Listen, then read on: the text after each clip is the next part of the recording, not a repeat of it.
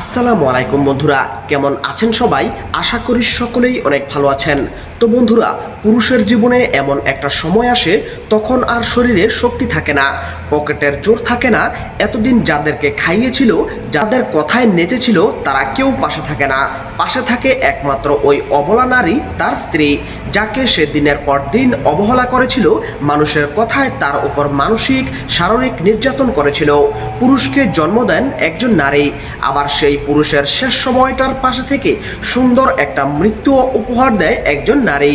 একজন পুরুষের শারীরিক শক্তি ও পকেটের জোর যতদিন থাকবে ততদিন সে তার স্ত্রীকে মানুষ মনে করে না।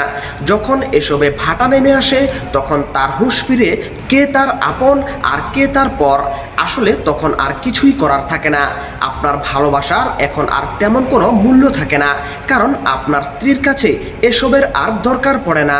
সে অভ্যস্ত হয়ে পড়ে অন্যভাবে, হেলায় অবহেলায়, ভালোবাসায় যত্নে, কোনো কিছুতে সে খুশি অখুশি হতে পারে না। সংসার এক মায়ার বাঁধন, এখানে ভালো লাগলেও আঁকড়ে ধরে থাকতে হয়, না লাগলেও থাকতে হয়।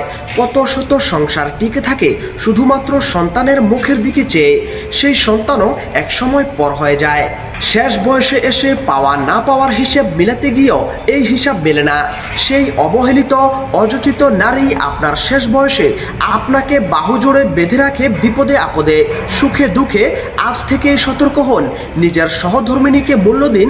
শেষ বয়সে অত্যন্ত লজ্জিত হতে হবে না তার কাছে। আশা করি বুঝতে পেরেছেন।